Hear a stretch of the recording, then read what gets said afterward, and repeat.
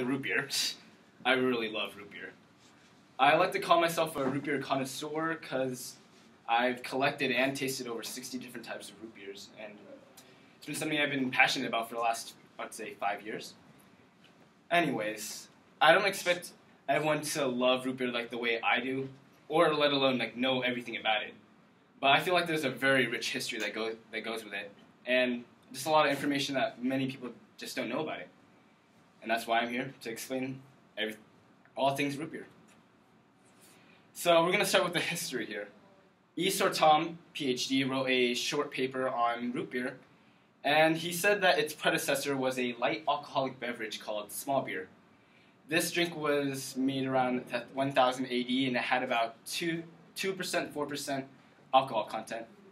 Not a lot, but very tasteful for people of lower class just because it was cheaper to make. And this particular drink was referenced by William Shakespeare in many of his plays, such as Othello, and it remained a popular drink up until the 1800s.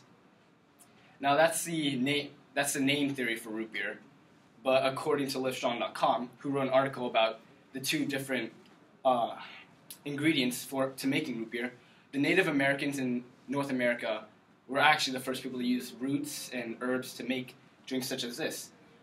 Well, it was a little different though. It was mostly a sort of tea or tonic, and it was meant to cure stomach aches and all that sort. Now, despite its many origins and predecessors, the soft drink we know today with the actual fizziness and the taste we love, well, it wasn't produced until 1870 by a man named Charles Elmer Hyers. Voice of America News made a short segment about this, and he explained his history and root beer itself.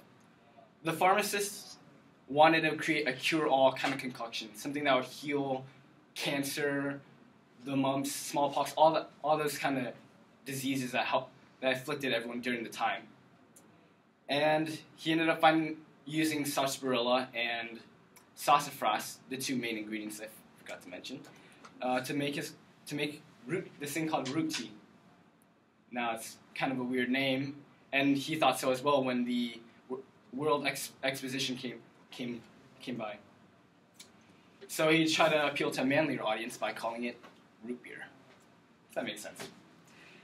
Anyways, from there, things really took off, and root beer became the most popular drink in America for a solid 40 years, up until around up until World War I, when Coca-Cola and Pepsi started gaining some ground. And then they started conquering the market, and then it got acquired by Dr. Pepper.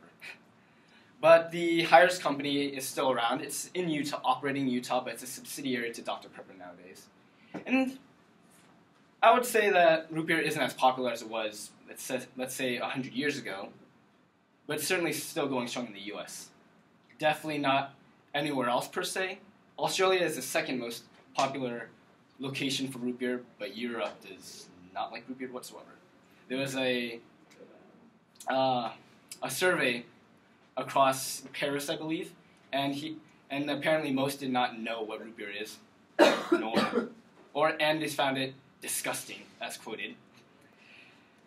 But I would say root beer is still going strong here because we have many strong companies creating this beverage, such as A&W, which is now the most popular root beer in America as of right now.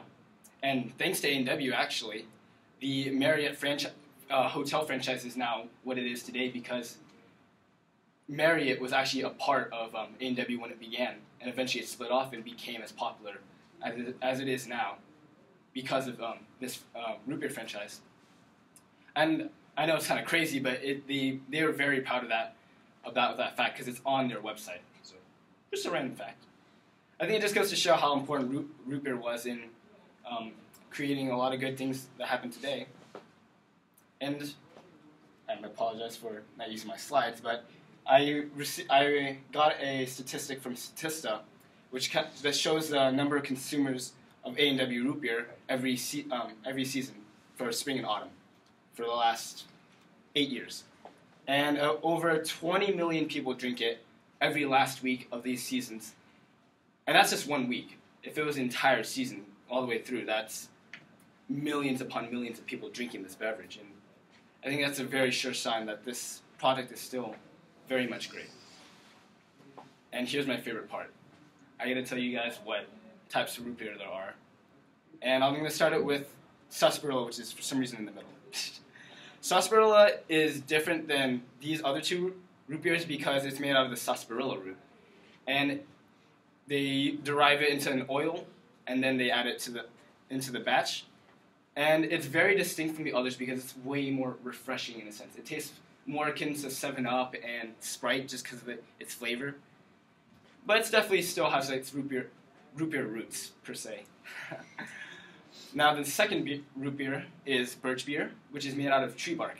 And they also derive it into an oil, and it has a very earthy, rich flavor compared to the other two.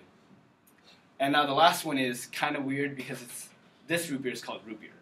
I'm not sure why they just kept it that name, but I would say it's a good in-between between the other two types because it has a somewhat refreshing taste, but also has its richness, like birch. And it used to be made by the sassafras root, but that was deemed carcinogenic by the FDA in the 1960s, I mean. And now they use other methods to create the root beer, such as using nutmeg or cinnamon, all that sort. Now, like I said earlier, I really don't expect everyone to love root beer the way I do. But I hope you guys at least found it interesting.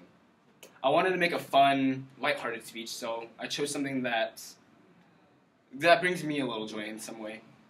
And I felt that there was no better way to inform you guys than just sharing a drink of root beer with you guys.